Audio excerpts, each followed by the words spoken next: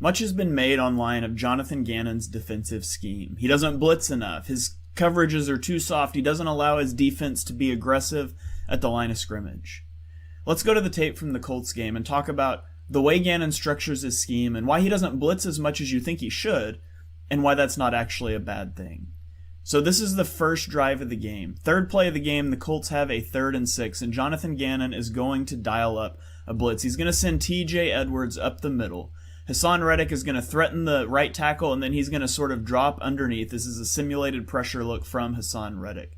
The Eagles have man coverage across the board. The matchup to watch is going to be right here in the slot, as you have Josiah Scott on the slot receiver. The slot receiver is going to run a drag route, and the tight end is going to run a vertical route, which sort of works as a pick here on the cornerback. And so we roll the snap. You can see as we drew it up, we get the pressure, but because of the vertical route from the tight end, we get a little bit of a pick coverage here. As you watch this again, he's in the way of Josiah Scott. It creates easy catch, easy run, easy first down. This is a big play from the Colts, and it converts the first 3rd down of the game. Now, Jonathan Gannon doesn't necessarily want to blitz a lot, and that's okay, but when he calls it on the first 3rd down of the game and he gets burned by it, you might not see him come back to it for a while. But I put this stat out on Twitter that the Eagles actually blitz on 27% of passing downs. It ranks 13th in the NFL, so they're right about NFL average when it comes to calling blitzes on passing downs. But they don't always need to do that. This is later in the game. This is just going to be a 4-man rush. And watch Brandon Graham right here. He's going to come off the edge. He is just going to bulldoze the left tackle Bernard Raymond on his way to Matt Ryan. And he's going to pick up a sack in this game. Just boom, right through, powers through. When you have something like that, maybe you just don't need to blitz as much. This is down at the end of the game. This is a 3rd and goal from the 5. The Colts are up by 3. This is probably 4-down territory. You want to score a touchdown here, and yet watch Hassan Reddick. He's going to use a grip and rip move. He's going to get the outside rush, get hands on the left tackle, and then rip back to the inside, and he ends up dropping Matt Ryan for a 15-yard loss. This forces them to settle for a field goal, and it lets the Eagles go score a touchdown to win the game. A great move there by Hassan Reddick.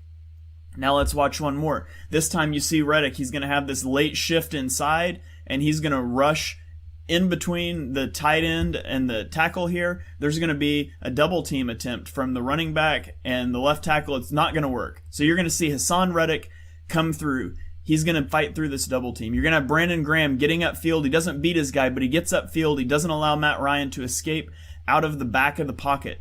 And then you're going to have right here, you're going to watch Milton Williams is going to play cleanup up the middle. And so we roll the tape.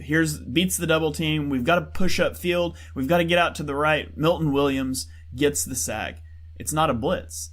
The Eagles had 4 sacks on the day, and 3 of them did not come on blitzes. The Eagles have the pass rushers to affect the game without the need to blitz a lot. And yet Gannon will still dial up blitzes in situations. This is the last drive of the game, the Colts' last chance to go win. And they're going to blitz TJ Edwards up the middle. Again, he's coming. Okay, you got man coverage across the board. You're going to have Kazir White is coming over. He's manned on the tight end. Now the tight end is actually going to block, and so too is Jonathan Taylor. This is going to be max protection from the offense. Now the tight end will eventually leak out, but it's man coverage across the board. At the bottom, you're going to have a dagger concept from these 2 receivers, and at the top, we're just going to have a curl route that breaks the sticks. Now, watch what happens on this play. This is cover 1 man. We've got the blitzer coming up the middle. Edwards is going to blow up the running back. Sweat wins against the left tackle, and Reddick's going to get to the inside, and it affects this throw from Matt Ryan. If you watch again here, watch Edwards coming up the middle. He blows up the running back. Boom. We're getting by the running back. Now we're feeling pressure if we're Matt Ryan. We've got Josh Sweat winning off the edge. Where is Matt Ryan going to go? The only thing he can do is try to get inside, try to condense this angle so Sweat can't get the edge. And then Hassan Reddick is going to come flying through the middle here. And all of these things stack up to affect this throw from Matt Ryan. And the Eagles are able to force the incompletion. Jonathan Gannon is not Wink Martindale. He's not going to blitz on 50% of his snaps. But he will pick his spots, and he will blitz in some situations. But the Eagles' pass rush is so good that they often don't need to. Josh Sweat ranks 3rd in pass rush win rate among edge defenders at 27%. Hassan Reddick at 25% ranks 6th. Javon Hargrave ranks 4th among defensive tackles at 18%. As a pass rushing defense, the Eagles rank 2nd in pass rush win rate. They don't blitz as much as you might want to see because they don't need to be effective in moving the passer off his spot, forcing incompletion.